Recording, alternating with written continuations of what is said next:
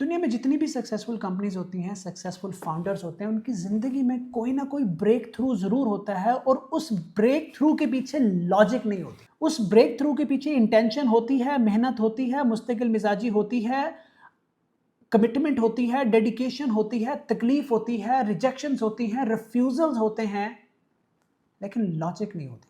और जब अल्लाह आपको कामयाब करने पे आता है तो उसकी स्ट्रेटजी हम सब की स्ट्रेटजी से बेहतर होती है।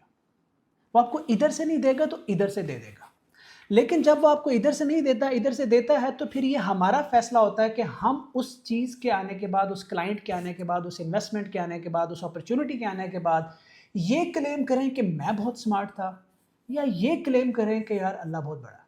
क्योंकि जब आप स्टार्टअप चला रहे हैं ना, तो ये एक बहुत ही करेज वाला काम है। इसके अंदर रिजेक्शंस, रिफ्यूजल्स, नेगेटिविटी, ईगोस, आपके बैड डिसीजंस, क्योंकि स्टार्टअप फाउंडर कोई सीईओ पैदा नहीं होता, वो वक्त के साथ सीखता है। फ़र्क ये है कि अच्छा फाउंडर, अच्छा सीईओ गलती करेगा, गलती करके गिरेगा, गिर कर कपड़े झाड़ के खड़ा होगा और पहले से बेहतर मूव करेगा, वो लगा रहेगा, वो गिव अप नहीं करेगा, और इवेंचुअली उसको पता होता है कि अगर मैं जीता तो मैं ये काम करूंगा। इरादा साफ होता है, नीयत साफ होती है। ये ज़रूरी नहीं कि आप 100% ऑफ द टाइम उसको अचीव कर पाएँ, ये भी ज़रूरी नहीं है कि आपकी स्ट्रैटेजीज़ कामयाब हों, ये भी ज़रूरी नहीं है कि आपके प्रोमिसेस फुलफिल हों अपने से या किसी से।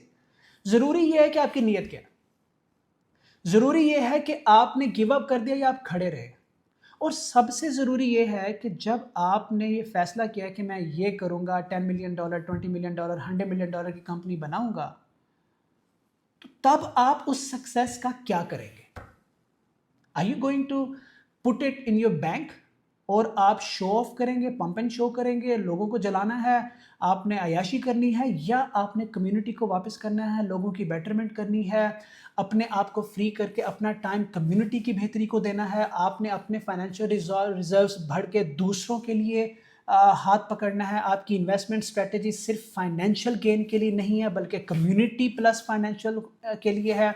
आपकी नॉलेज सिर्फ अपनी कंपनी को ऊपर ले जाने के लिए नहीं है, आप उस नॉलेज को बांट भी रहे हैं। जब अल्लाह आपको फाइनेंशियल फ्रीडम देगा, जब अल्लाह आपको वो स्पेस देगा, तो आप उस स्पेस का, उन रिसोर्सेज का, उस फाइनेंशियल फ्रीडम का क्या करेंगे, वो आपकी इंटेंशन है। अगर वो इंटेंशन क्लियर है, प्योर है, जो कि आप अल्लाह को धोखा तो नहीं दे सकते ना, आपके वो दिलों के राज जानता है, और अगर वो प्योर है, तो इसका मतलब ये है कि कामयाबी आनी ही आनी है।